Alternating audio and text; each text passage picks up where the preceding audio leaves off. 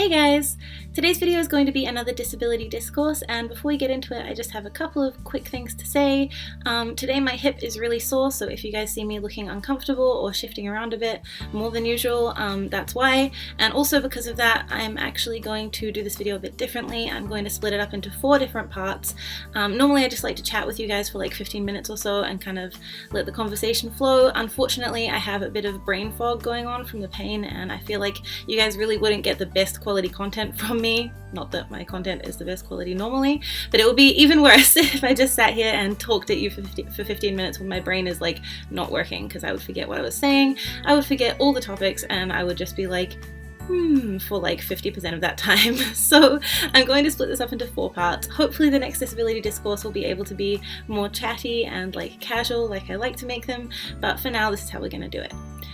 So, on to today's topic. Today's topic is guilt and taking responsibility for people with disabilities and chronic illnesses. I think this is a really important topic to talk about because while there are a billion things that you shouldn't feel guilty for within your disability, that you're often made to feel guilty for, whether that's by society, by friends and family, by doctors, or so often by yourself, there are also things that you do need to take responsibility for. So today I want to talk about both of those things and kind of not only what you shouldn't feel guilty for and what you should take responsibility for, but also how to do both of those things, or at least in my experience, some things that help with both of those things. So of course I can only talk about my own experience with this stuff, so I am not going to cover every topic in this area because I don't feel qualified to do that. So I'm just going to talk about what I personally have experienced with guilt and taking responsibility and what's helped me to kind of better differentiate both of those things and how I try to take more responsibility for what I should be responsible for. So, without further ado, let's get into it. So I'm going to start with the guilt side of things first because I think that's a little bit easier for me to talk about than the taking responsibility side, and it also has like a lot of negative things in it, and I think that we should get that out of the way first. So, things that you shouldn't feel guilty for within your disability or illness is basically anything that you can't control. You shouldn't feel guilty that you can't do things sometimes. You shouldn't feel guilty if you can't have a job or study or work full-time or even at all. You shouldn't feel guilty for these things. I think the most important thing to remember about this side of things is you didn't choose this. You didn't choose to have an illness or a disability. You're just as much a victim of the things that have been taken away from you as anyone else is. You're a victim of the things that your disability took from you, just like you think other people are victims of it. So you didn't choose to be this way. You didn't choose for your life to go like this. And in fact, so many disabled people had other plans for our lives, and those just didn't work out because of our disabilities, or sometimes they do work out despite your disability or because of your disability. But I guess what I'm trying to say is try your best not to feel guilty for things that you can't control and for something that you never asked for. I know that's a lot easier said than done because there's so much stigma around being a contributing member of society, whatever that is supposed to mean, and so much stigma around things like independence and living like an independent life and things like that that are so often not possible for disabled people. And so it's really, really tough to take yourself out of that and say, no, this is not something that I should feel bad about. This is not something that I should feel guilty for. You also shouldn't feel guilty when people offer their help and give you their time and energy because that's their choice as well. They did choose that, see? So you didn't choose to be disabled, and it's okay to need help, and it's okay to not be able to do things that able people can do. That's natural. It's a disability. There are going to be things that you cannot do, right? So that's I think the really simple version of this guilt part.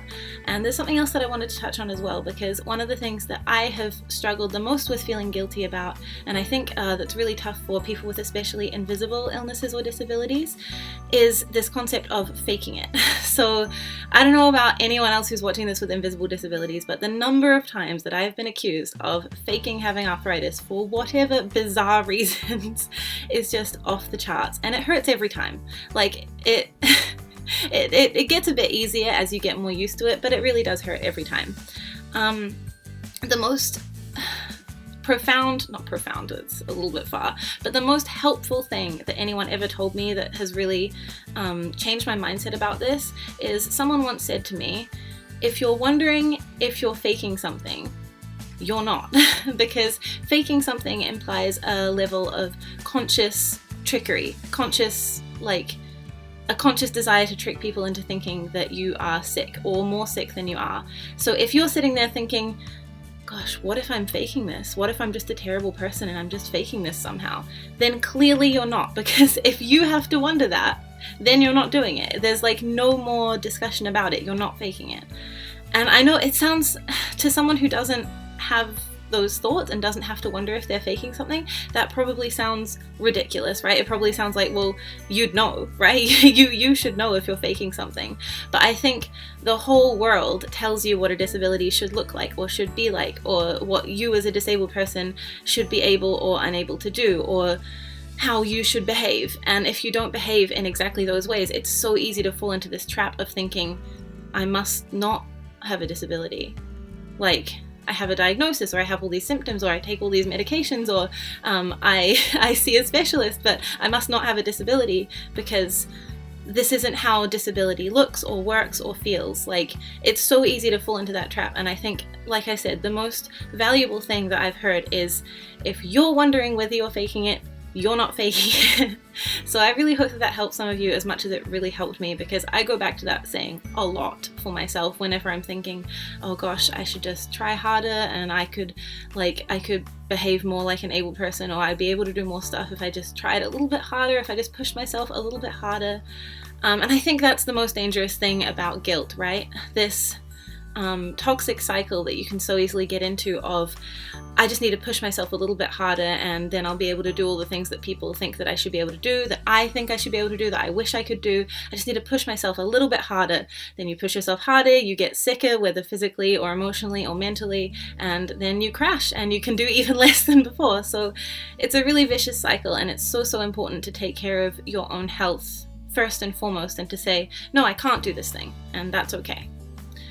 So yeah, that's the guilt side of things. I know this was really brief and quite broad. I wanted to keep this as broad as possible because there are so many different things that people with different illnesses and disabilities will feel guilty about, and I can only really talk about mine. So I wanted to talk about mine in like a broad context where hopefully it can help you as well if you're feeling these terrible and inaccurate feelings.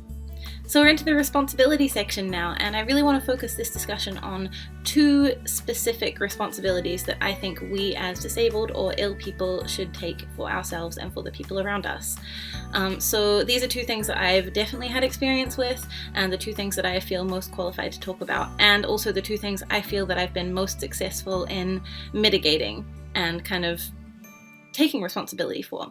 So first, I want to talk about the pain grumps. So I think anyone who has chronic pain or like a fairly constant pain that happens from time to time knows that pain can make you a really different person, and it can make you say things you don't mean. It can make you snappy, grumpy. It can make you kind of nasty to be around. Like if you're not careful with it, it can really mess with things. So this is something that you do need to take responsibility for. Obviously, it's your behavior, regardless of whether it's made by pain or not. It's your behavior and it's going to affect other people, and you need to take responsibility for that.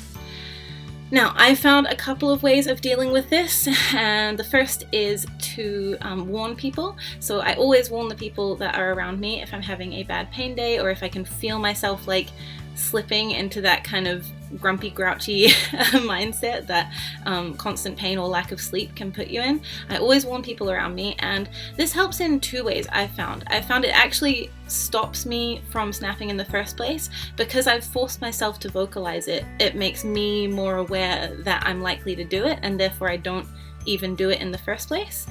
And the other way that it really helps is that it means that the people around you are likely to be a little more gentle with you, because they know what's going on, right? Like you've explained it to them, you've said, hey, listen, I'm having a really bad day, and if I snap at you, it's nothing to do with you, it's everything to do with me. I'm just in a lot of pain and it's making me grumpy and I'm really sorry. Like, that's all it takes for people to understand and be like a little less harsh with you, perhaps like treat you a little tiny bit nicer, and that like really helps. And often I find that this just mitigates the whole thing entirely. Like I said, it means that I don't snap because I myself am hyper aware of the fact that I'm likely to, or I'm liable to, and therefore I don't. And other people will be just that smidgen gentler with me, and that helps me to not snap at them as well. The other thing about this, of course, is that then if you do snap at someone, you have pre-warned them, and they can try and not take that to heart so much because you've said it's not about you, it's about me. Which I think, by the way, when I pre-warn people, that's like in my little script that I use for pre-warning, is saying that it's nothing to do with them, it's not their fault, and they haven't done anything wrong. I think that's like one of the most important things to say in your little script when you make it up. So yeah, that's my first mitigation technique for that one. My second is a little more difficult. It takes quite a lot of time, and that is just knowing yourself and knowing your warning signs for when you're likely to behave this way.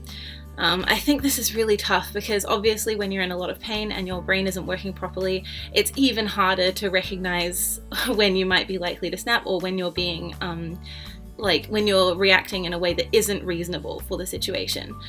So this is a tough one, but I think just try really hard to recognize when you're getting into that mindset and think, what are some telltale signs? Like what are my telltale signs? For me, like if I'm feeling grumpy all the time, like if there's like a low level grump all the time, I know that I'm likely to move from that to a high level grump in like no time at all.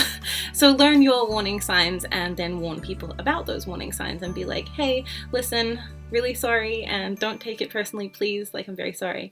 Of course, if you do snap at someone, like I said, hopefully they will take it a little bit better and give you a little bit of leeway because you've warned them, but also come back later and apologize properly for whatever you did or said. And the last thing about this is, oh no, pain fog. Okay, let me just check my notes. Okay, I checked my notes for the first time ever in a disability discourse video, and my last point was that you can try another technique as well, which is to ask yourself, would I react this way on a low pain day? Like, before you react harshly to something, just take a step back and be like, is this a reasonable reaction to what's happened here? Is this a reasonable level of upsetness or anger that I'm feeling? And would I have reacted like this if I wasn't in a lot of pain? This is super difficult to do, and honestly I still have a really hard time with this one because when your emotions are running high, you always think that it's completely reasonable. You're like, no, I'm angry because it's reasonable to be angry, and I'm upset because you upset me. But in reality, often that's not the case. So yeah, don't beat yourself up if this one is really tough. It is really tough. Like, human emotions are really, really, really hard to like step back from a lot of the time, which is why we so often have fights and get upset over things that aren't necessarily rational. But yeah, this is something that you can try, and you can train yourself to get better at it. I've got a lot better at it from like when I started, but I'm still not great. The second thing that I wanted to talk about in the taking responsibility category is carer's fatigue. So this is super, super common when any person is caring for someone else in a non-professional capacity. They are likely to burn out if it's something that they're doing all the time, and if they're not trained for it, and especially if they're juggling it with other things, and if the person that they're caring for is, as I said, in a non-professional capacity where it's like a partner or a friend or a family member. Like, carer's fatigue is very, very real, and it's something that we as people who may need carers need to look out for. So some of the classic warning signs of carer's fatigue are a lack of interest in things that they used to really like. They can be snappy or irritable about things that normally wouldn't make them that way. Lethargic, just basically depression signs are often the signs of carer's fatigue. And it's a really common thing that I don't think gets addressed enough. What I want to say about this is that it's not your fault that you need care at all. Like, that's one of the things in the category of things that you shouldn't feel guilty about, right? However, it is your responsibility to help your carer like they've helped you, and help them to practice self-care and to take a break once in a while. And I think the most important thing in this part is to open up the dialogue and to say, like, hey, listen, if you're ever feeling like you need like a day off or even like a week to just go somewhere, like, we can sort it out somehow, like, we'll make it work. And just say, like, I understand that it's not about me, like, you're not angry with me or sick of me, it's just that you need a break, you need some self-care, everyone does. And I think often carers feel obligated to not say things like that because they think that it's mean, or that it like it's their responsibility to take care of us, and so they can't say that they're feeling worn down or exhausted or depressed and they just need some time off. Like that must be a really hard thing to say. So I think part of our responsibility as the caree, as it were, is to say, like, hey, I want you to tell me. I want you to tell me if you're feeling like you need help, if you're feeling like you need support, because it's just as important, right? Like both of our mutual health is dependent on each other, and so we both need to make sure that the other one is doing as well as possible. And in whatever ways that you guys can sort that out, whether that's they need to have the house to themselves for a day every like couple of weeks, or whether that's they want to go out to dinner and a movie just by themselves or with friends like every week or something like that. Just try and figure out a way that makes both of you happy and will keep your both of your like emotional energies up, because carers fatigue is like very real and something that really doesn't get talked about very much at all, or at least not in my experience.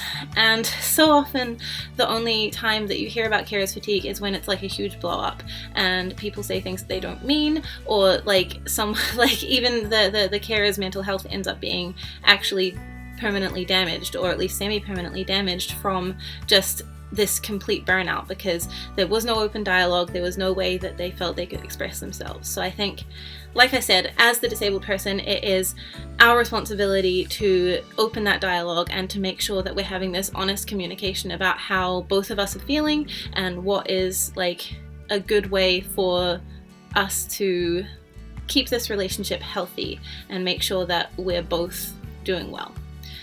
So yeah, carers fatigue. that's a thing that I guess I didn't think I'd be talking about on the internet, but there you go. It's more common than you would think, and in fact, I would hazard a guess that pretty much everyone who cares for someone in a non-professional capacity for many hours a day, like long term, I would hazard a guess that most of them suffer from some degree of carers fatigue at some point. So it's really important to talk about this and to try and it's not a taboo thing. It's also not like, it's not a bad thing to feel this way. Like, it's perfectly normal to feel this way, and it's nothing against you, the disabled person. It's nothing against the carer. It's just something that happens because it's a tough job to care for someone like 24/7 who you love. Like, it's hard. We get that, and it's important that we let our carers know that we get that. Okay, so that is it for my talk about guilt and responsibility when being disabled or chronically ill.